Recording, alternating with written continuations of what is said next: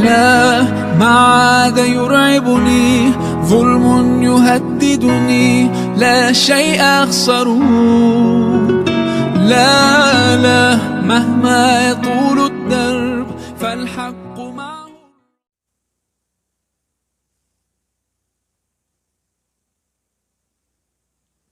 Bismillahirrahmanirrahim. Alhamdulillah alladzi khalaqal mauta wal hayata liyabluwakum ayyukum ahsanu amala wa huwal azizul ghafur. Asyhadu an la ilaha illallah wahdahu la syarika lah wa asyhadu anna Muhammadan abduhu wa rasuluh.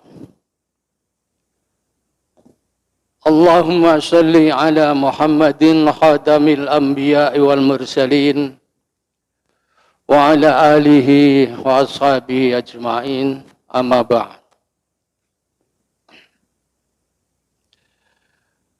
Jamaah rahimakumullah. Alhamdulillah, kita bersyukur kepada Allah masih bisa hadir di masjid ini untuk salat berjamaah maghrib dan insya Allah sampai isya nanti.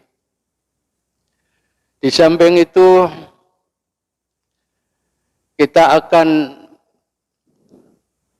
thalabul ilmi, mencari ilmu. Kita bersama-sama mengkaji sejarah dari kehidupan para sahabat Rasulullah Sallallahu Alaihi Wasallam, terutama sahabat-sahabat yang oleh Rasulullah telah dinyatakan dijamin masuk surga. Ini bertambah sering kita menghadiri tempat-tempat pengajian, menghadiri tempat-tempat thalabul ilmi, insya Allah kita semuanya akan bertambah dekat dengan pintu-pintu surga, insya Allah. Karena Allah atau Rasulullah telah pernah bersabda, "Man salaka tariqan yaltamisu fi ilman sahhalallahu lahu tariqan ilal jannah." Siapa yang menempuh suatu perjalanan untuk mendatangi tempat-tempat mencari ilmu, untuk mengkaji tentang ilmu, maka Allah akan menggampangkan dia itu nanti masuk surga. Mudah-mudahan kita semuanya yang senang menghadiri kajian-kajian dimudahkan oleh Allah untuk masuk surga. Amin ya rabbal alamin. Ma'asyiral muslimin jamaah rahimakumullah. Allah telah berfirman, "Was-sabiqunal awwalun minal muhajirin wal ansar walladzina tabauhum bi ihsanin radhiyallahu anhum wa radu an wa a'adda lahum jannatin tajri tahtahal anhar khalidina fiha abada dzalikal fawzul adzim."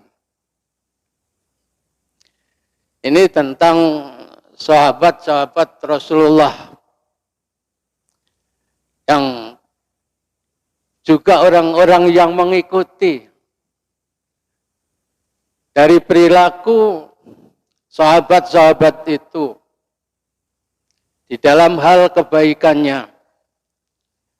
Maka oleh Rasulullah dijamin dalam ayat tadi, As-sabiqunal awwalun minal muhajirin wal ansar. Orang-orang yang pertama-tama atau mendahului beriman dari kalangan kaum muhajir dan juga dari kalangan kaum ansar. Dan orang-orang yang mengikuti tentang kebaikannya, walladzina tabauhum biihsanin, maka Allah ridha padanya dan dia pun, atau sebaliknya, dia ridha pada Allah dan Allah pun ridha pada mereka. Ini luar biasa. Ya. Keridhaan Allah itu adalah nikmat yang tertinggi nanti di surga. Seseorang sudah ridha pada Allah dan diridhai oleh Allah, Masya Allah, nikmat tertinggi yang ada di sana itu. Dan mereka dijamin atau telah disiapkan bagi mereka surga yang mengalir di bawahnya sungai-sungai. Mereka tinggal di dalamnya selama-lamanya. Tidak ada batas waktu akhirnya. Dan itu adalah keberuntungan yang besar, kata Allah. Oleh karena itu, mari sejenak kita meneruskan kembali mempelajari atau mengkaji bersama bagaimana sih sikap-sikap mereka dan perbuatan-perbuatan mereka sehingga mereka dijamin akan masuk surga itu. Kemarin telah kita kaji, yaitu sampai pada mengapa kok lebih dulu kita memilih kisah sejarah Khulafaur Rasyidin. Ya. Kok tidak yang lain-lain. Alasannya kemarin yaitu bahwa Khulafaur Rasyidin itu termasuk orang yang oleh Rasulullah dikatakan Al-Mahdiyin. Jadi orang-orang yang mendapat petunjuk dari Allah. Insya Allah perilakunya itu akan benar. Karena Al-Mahdiyin selalu ditunjukkan oleh Allah ke jalan yang benar. Ya. Oleh karena itu Rasul lalu mengatakan, fa'alaikum bisunnati wa sunnatil khulafa'ir rasyidin al-mahdiyin. Hendaklah kau ikuti sunnahku. Insyaallah kita semuanya juga sudah berusaha untuk mengikuti sunnah Rasulullah. Tetapi kalau misalnya Rasulullah pada waktu hidupnya belum melakukan sesuatu, lalu di antara Khulafaur Rasyidin ini memberikan suatu cara atau sunnah, ya, sunnah atau sunnah itu bisa dikatakan cara saja, ya, cara. Para Khulafaur Rasyidin membuat satu cara yang mungkin pada masa Rasulullah memang mungkin belum dibutuhkan atau bagaimana, sehingga para Khulafaur Rasyidin ini membuat cara-cara baru. Nah ini kata Rasulullah, karena Khulafaur Rasyidin itu melakukan itu karena dasar petunjuk dari Allah, Al-Mahdiyin tadi, maka boleh diikuti. Ya. Pada masa Rasulullah Quran belum dibukukan. Ya. Belum berupa mushaf.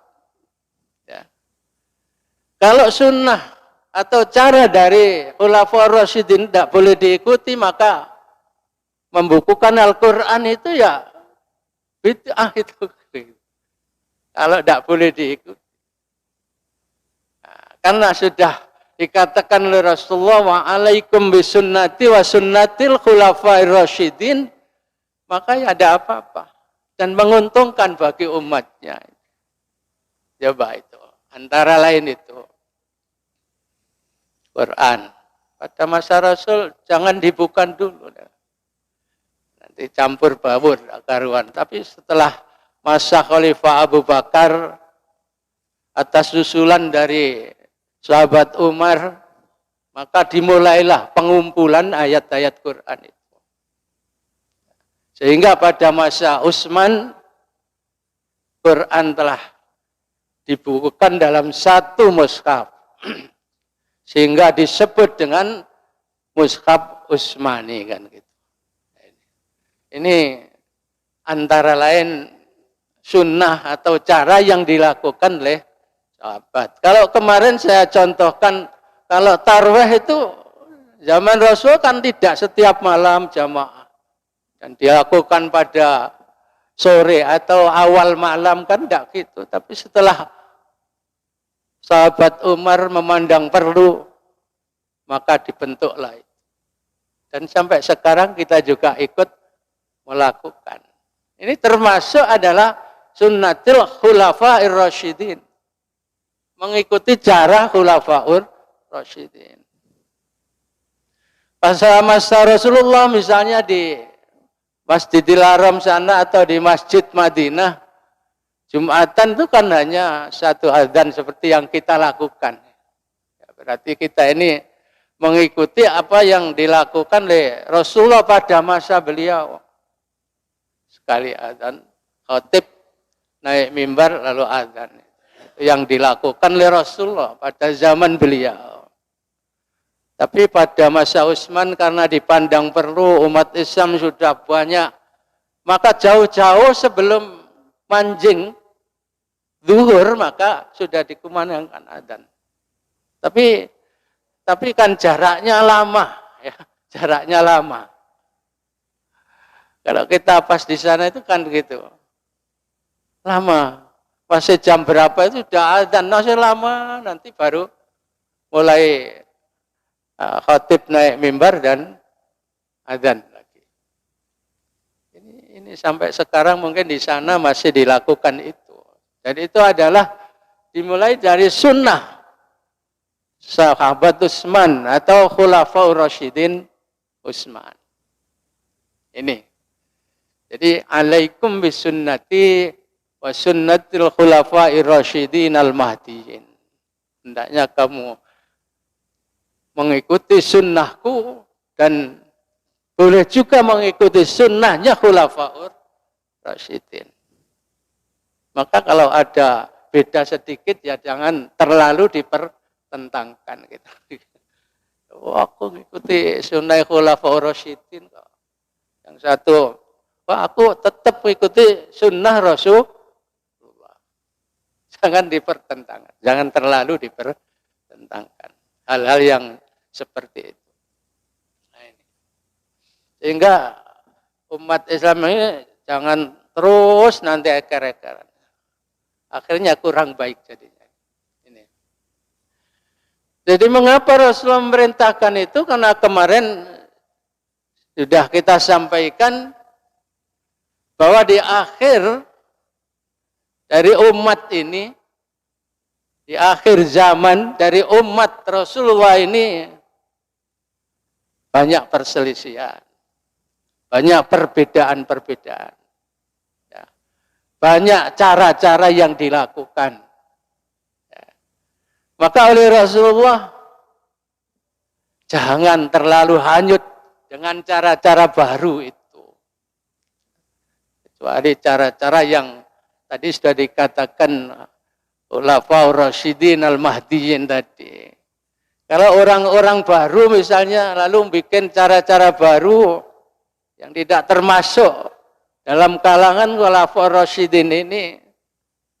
Misalnya di zaman kita lalu ada model-model baru yang pada masa Rasulullah juga tidak ada, pada masa Khulafaur Rasyidin juga tidak ada, maka ya jangan diikuti. Alaikum bisunnati, tetap peganglah sunnatku dan sunnahnya khulafaur rasyidin itu.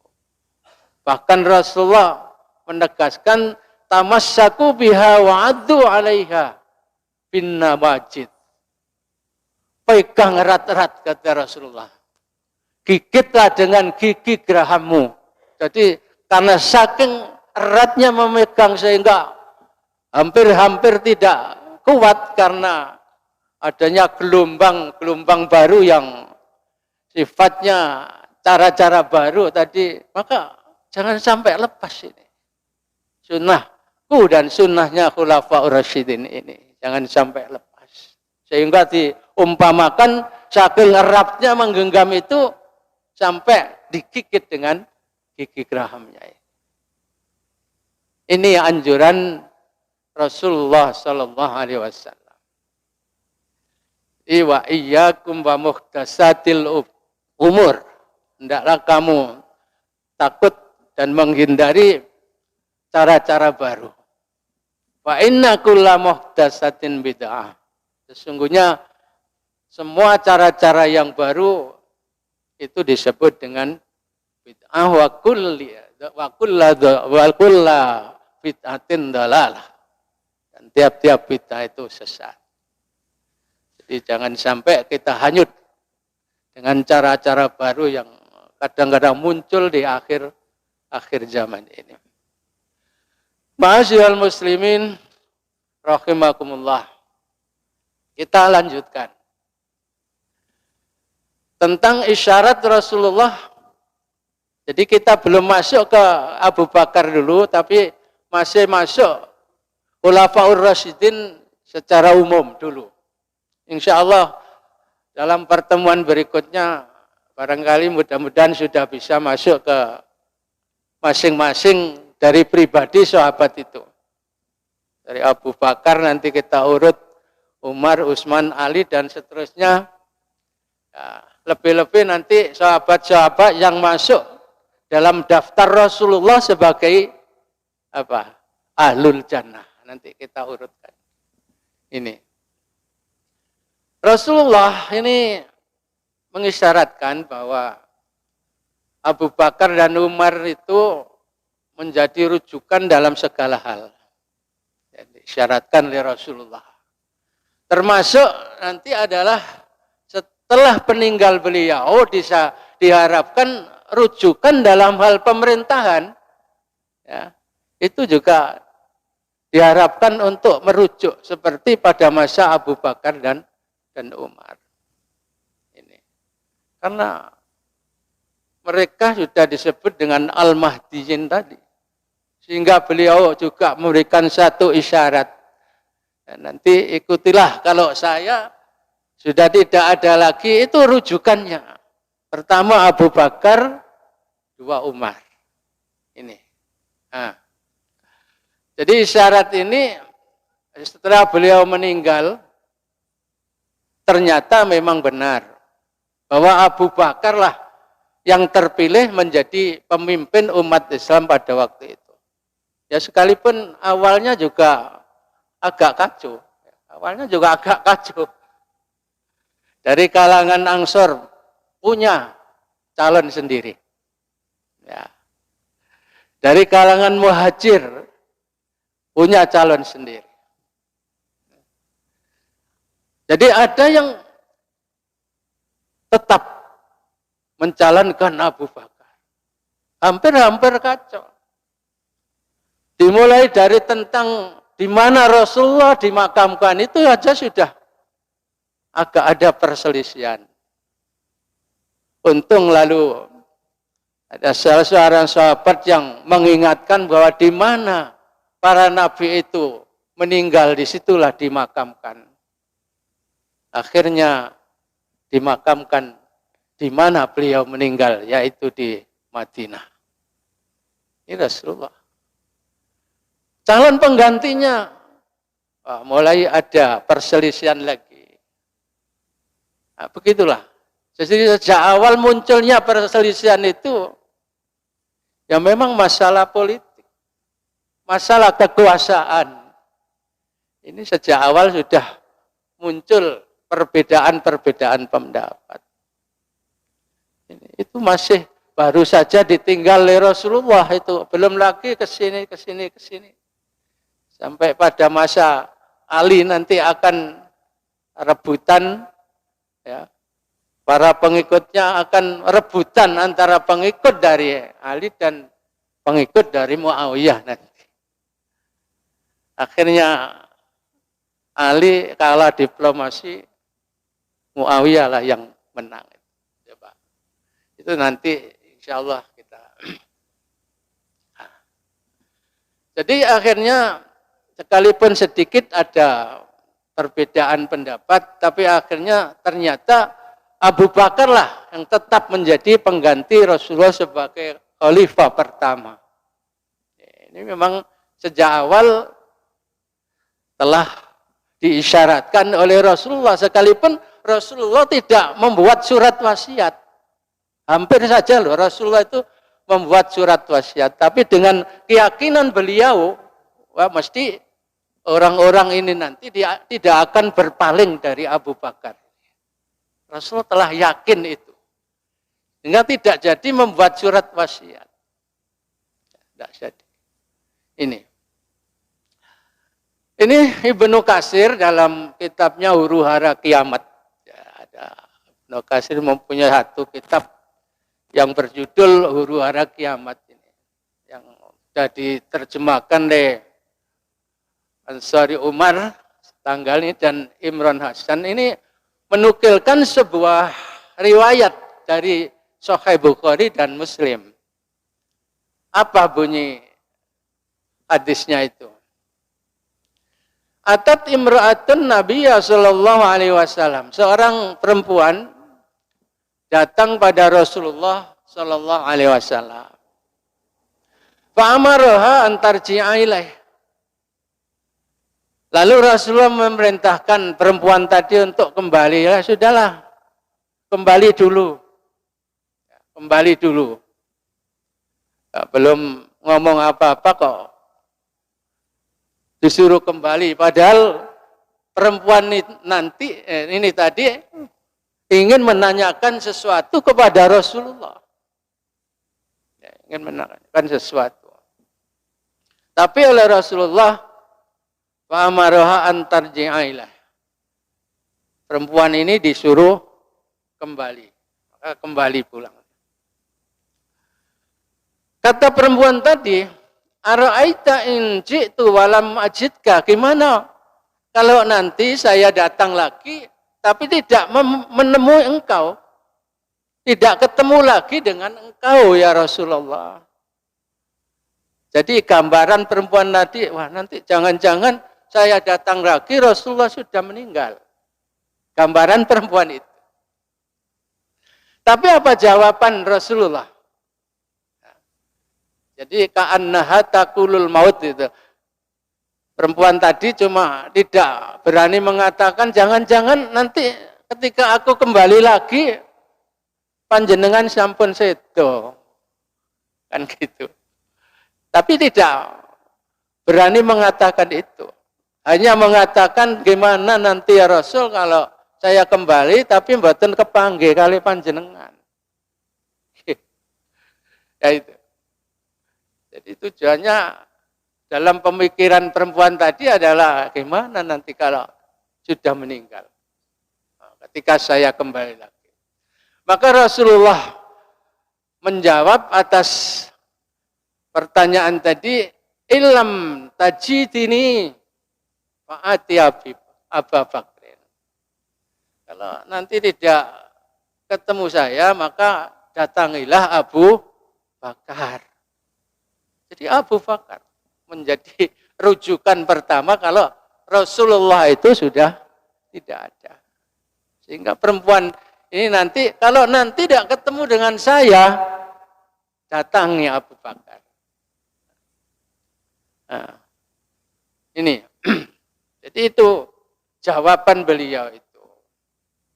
Nah, dan ternyata bahwa Abu Bakar lah setelah Rasulullah yang merintah. Jadi perempuan tadi seandainya kembali lagi ya tentu dia bertemu dengan Abu Bakar ini. Nah, seperti tadi saya katakan bahwa beliau hampir saja menulis surat wasiat bahwa Abu Bakar yang akan menggantikan kedudukan beliau ya, sebagai khalifah, tapi tidak jadi karena beliau tahu dalam ya mungkin sudah diberi syarat oleh Allah karena apa yang dikatakan oleh Rasulullah itu adalah wahyu. Wa ma yantiqu 'anil hawa in huwa illa wahyu yuha. Ya, maka Rasulullah tidak jadi menulis surat wasiat karena sudah yakin bahwa orang-orang nanti sepeninggal beliau tidak akan berpaling dari Abu Bakar. Ya. Maka dalam hal ini ya, seperti tertulis di situ, ya, mereka mengakui keunggulan dan keutamaan Abu Bakar ini. Ya Allah wal mu'minun illa Abu Bakrin. Allah dan orang-orang yang beriman itu menurut Rasulullah dalam pikiran beliau, Allah dan orang-orang yang beriman itu akan berpaling, tidak mau memilih kecuali memilih Abu Bakar. Ini dalam hal kekhilafahannya itu, dalam hal kekhilafahannya. Jadi itu isyarat dari Rasulullah dan ternyata kenyataannya memang demikian. Iktadu biladaini mimba'ti alladhi Abu Bakar dan wa Umar. Patuhlah kamu sekalian pada dua orang sepeninggalku, yaitu Abu Bakar dan Umar bin Khattab. Ini pernah Rasulullah berkata begitu. Jadi, kan ini semacam juga isyarat bahwa nanti sepeninggalku pasti dua orang ini yang akan dipilih. Setelah Abu Bakar akan memilih Umar. Ini tentang kedudukan hadisnya itu bisa dibaca di sana. Hadisnya derajat hasan sedang menurut Hudzaifah bin Al-Yaman, Hudzaifah bin Al-Yaman. Hadis ini sahih dan hadis ini telah diriwayatkan pula dari sanad Ibnu Umar dan Abu Darda. Ini menurut Hudzaifah bin Al-Yaman. Jadi betul-betul yang disyaratkan oleh Rasulullah itu benar terjadi. Maka Imam Al-Muzani rahimahullah, ini kalau tidak salah yang menulis sejarah juga, Syarhus Sunnah, tulis dalam Syarhus Sunnah, ini memberikan satu ya semacam komentar lah ini bukan hadis. Beliau mengatakan wa yuqalu bi fadli khalifati Rasulullah sallallahu alaihi wasallam Abi Bakar Siddiq radhiyallahu anhu. Dikatakan bahwa tentang keutamaan khalifah pengganti Rasulullah sallallahu alaihi wasallam Abu Bakar Siddiq radhiyallahu anhu adalah manusia terbaik dan terpilih sepeninggal Nabi sallallahu alaihi wasallam. Ada kata-kata manusia terbaik setelah Rasulullah. Ini Abu Bakar.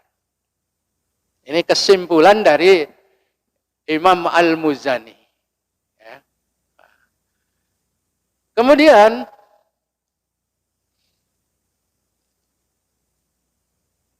wa akhjaruhum ba'dan Nabi sudah sallallahu alaihi wasallam.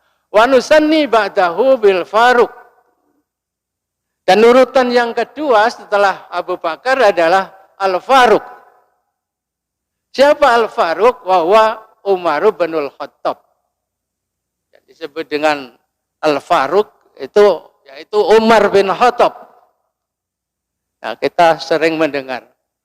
Bahkan sangat populer sebutan Umar Al-Faruq itu. Ya. Dijuluki Al-Faruq karena dia sangat bisa membedakan antara yang benar dengan yang tidak benar. Dan dia seorang pemberani. Maka oleh Rasulullah diberi julukan Al-Faruq. Maka dulu itu sering kita melihat ya, di rumah-rumah. Itu ditulisi Umar Al-Faruq. Dulu Pak ya, banyak. Saya masih kecil gitu melihat Umar Al-Faruq. Katanya apa? supaya maling-maling tidak berani membaca Umar Al-Faruq. Ya. Ya, itu hanya ini saja ya. Sebenarnya tidak ada semacam itu. Setan saja takut dengan Umar kok, apalagi hanya maling saja. Kalau sudah Roma ditulis Umar Al-Faruq, menurut mereka, wah, tidak ada yang berani masuk nanti. Orang-orang jahat. Ya, mudah-mudahan kita tidak mempunyai pandangan seperti itu. Ya. Fauma wazira Rasulillah Shallallahu Alaihi Wasallam. Keduanya adalah wazir, pembantu Rasulullah, atau kalau dikatakan sekarang ya keduanya adalah menteri Rasulullah.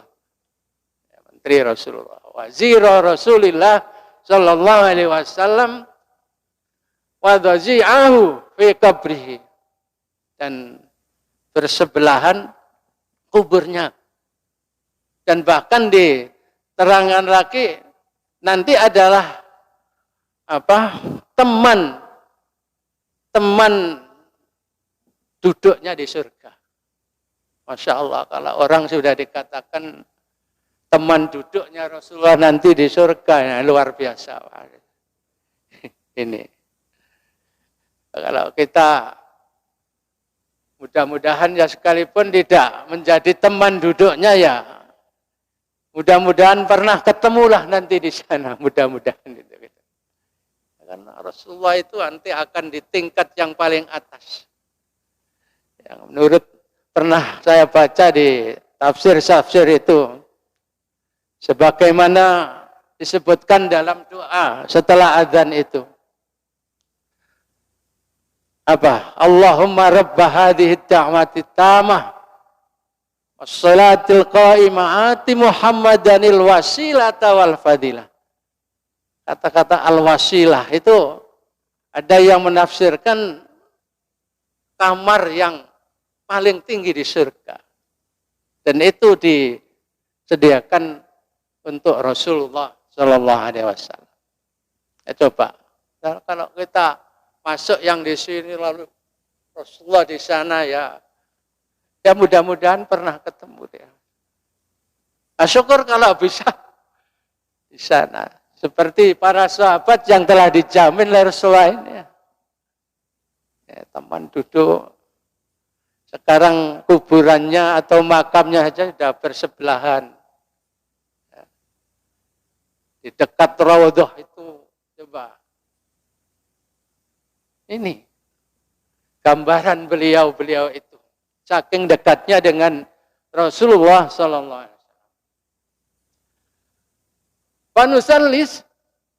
Wanusallis bidin nurain Utsman ibn al-Affan radhiyallahu anhu. Dan urutan ketiga yaitu Dzun-Nurain. Mengapa disebut Dzun-Nurain? Dzun-Nurain karena Utsman ini mengawini dua putri Rasulullah. Ya tidak dipoligami, Pak. Tidak. Kan antar saudara kan tidak boleh dipoligami, tapi nanti menunggu apa yang satu meninggal atau bagaimana gitu. Ya, siapa ini yang dikawin? Yaitu Ruqayyah dan Ummu Kulsum ini pernah dikawini oleh Utsman. Ya, Ruqayyah dan Ummu Kulsum. Maka beliau disebut Dzun-Nurain, mempunyai dua nur, mempunyai dua cahaya.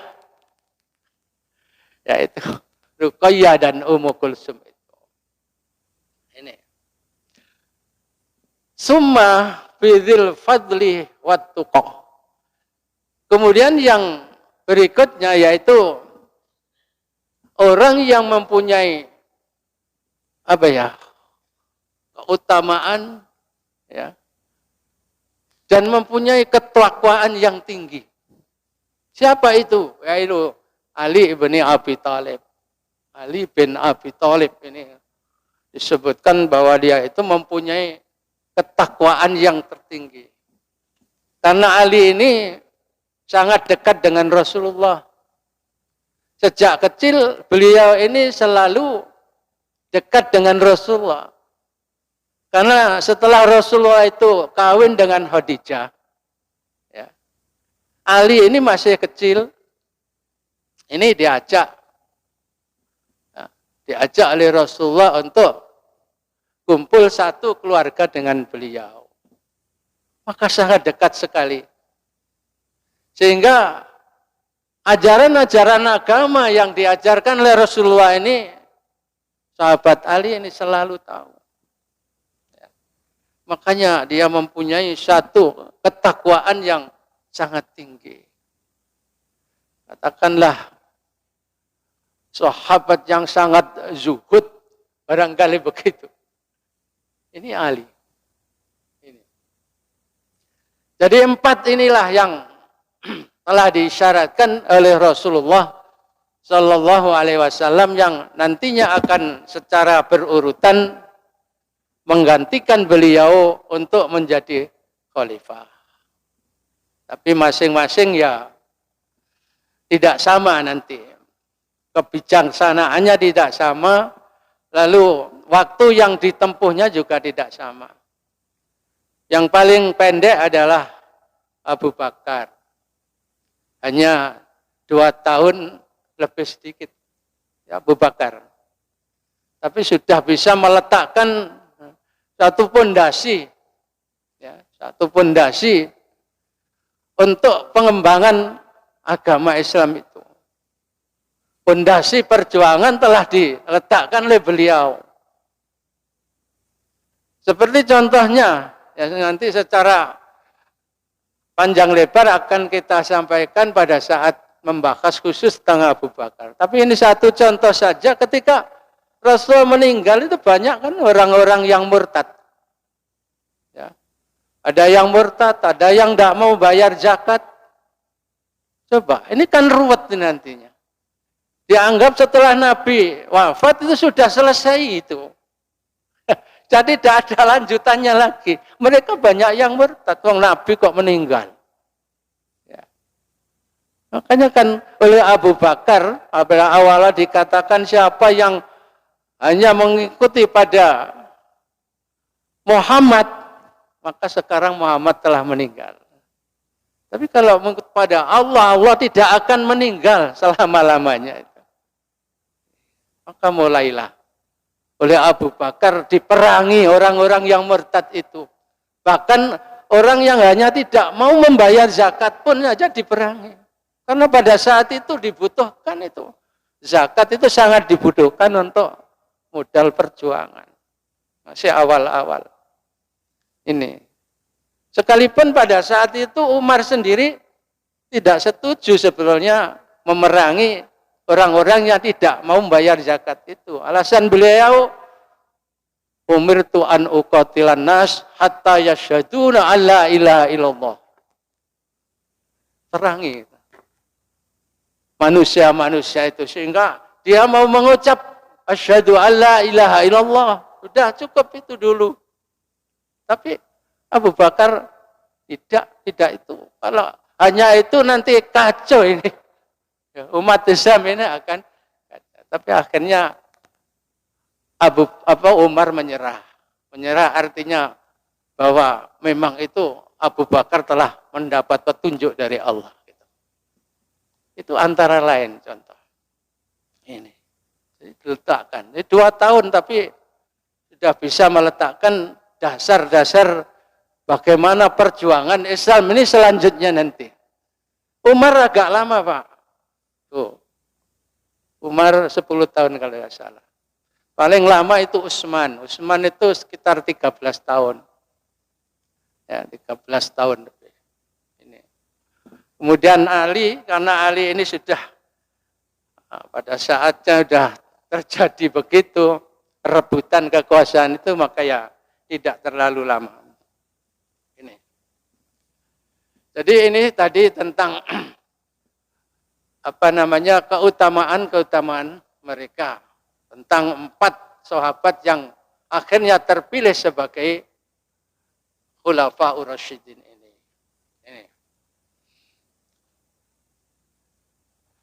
Nah, ini yang lebih menegaskan lagi bahwa mereka itu nantinya adalah betul-betul penduduk surga.